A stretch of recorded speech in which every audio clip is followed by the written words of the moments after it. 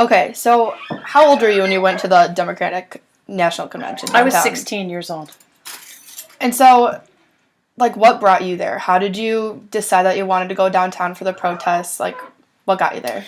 You know, in the 60s, you had the Vietnam War going on. We had a lot of people that were protesting that. There was violence and rioting in all of the colleges at that time.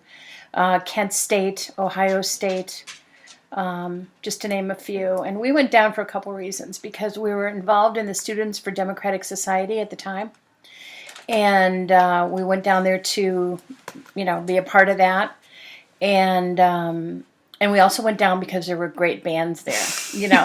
Sly and the Family Stone, a lot of the great bands of our those years, our generation, the glory days. Yeah, were playing, and we thought, we want to be a part of that. So, did the Vietnam War, did you know anybody that was going to be drafted? Like, how did it affect you personally? You know what? When I was in high school, there was a lottery going on, and so all of our friends were getting their notices of whether they were selected or not selected. And we had friends that were actually talking about going to Canada to, escape the draft. Yeah. It was a very scary time. And, the military was not, we had our guys and women over there fighting for our country and our freedom, and yet they were treated horribly when they came back.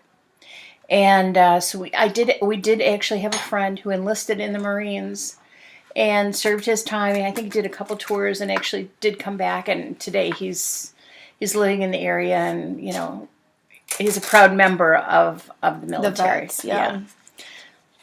So when you were down there, I mean, this convention is well known for many reasons, but a lot of people remember the protests and the violence that happened in our very streets.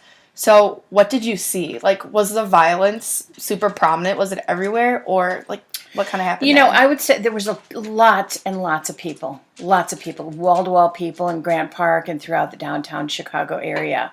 You had a lot of politicians in, you had a lot of, all walks of life. You had the hippies, you had, the liberals, you had the Black Panthers there, you had the Chicago 7 there, Abby Hoffman and all of those folks who were very, very against the war, very dramatically against the war. And they were some of the freedom fighters in those days, and they were inciting people's emotions and, talking about how it was so wrong to be in the war and, how it was so detrimental to us.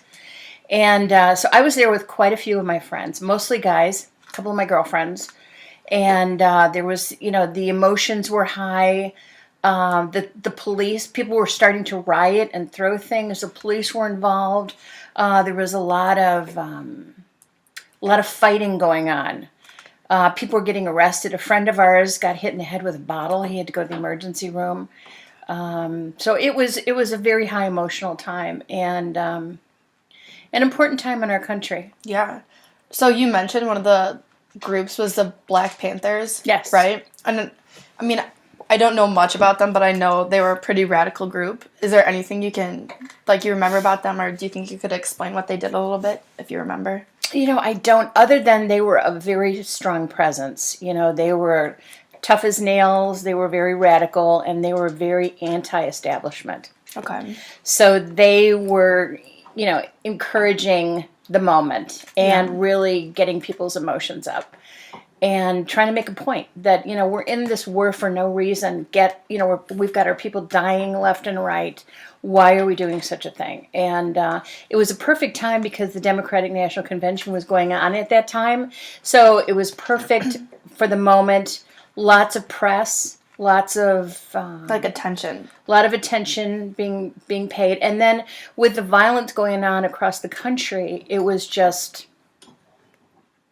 an interesting time. Yeah. And so, I mean, you were 16, and to have your friends being drafted is scary, and obviously gave you that, like, personal connection to the cause, to protesting it. But, like, where did you find yourself in the spectrum of, like, radicals? Like, were you out there, like, hardcore protesting, or would you say you were more of just, like, observing it all? Like, Where did you stand? I would, I'm not a violent person, nor, not now, nor then, and none of my friends were. We just wanted to make a statement, and we just wanted to be there to support everyone else. No, we would not be fighting. I would not be fighting with the police, nor would my friends. We just wanted, it was just part of our culture at the time, and we were just, that's what the world was wrapped up in. Yeah. And we were there as a silent presence, and just to support everybody. And so you said it was really emotional. Like, in general, what would you say the tone of the area was? Because, I mean, doing a little bit of, like, before this interview, they said it was all over the streets and parks of Chicago, like the protests. And, I mean, that's a lot of air, like... It's a lot of ground to cover. Yeah, yes. That must have been a lot of people. And, I mean, with so many emotions, like... Would you say it was scary or people were angry? Like, it was scary because I think, it started out being, a friendly, easy environment.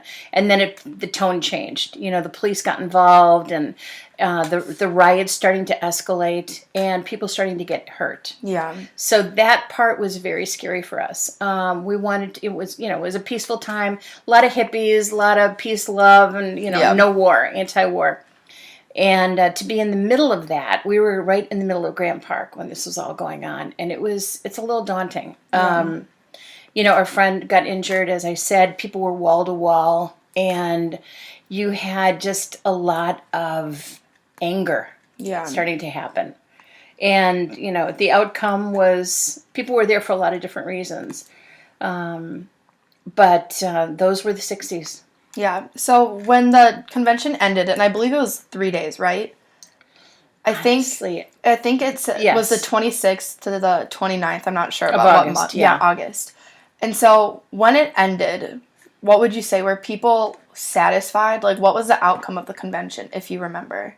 Honestly, I don't remember. I think it was a successful convention. But President Johnson was in power at the time, and everyone was protesting, his involvement in Vietnam.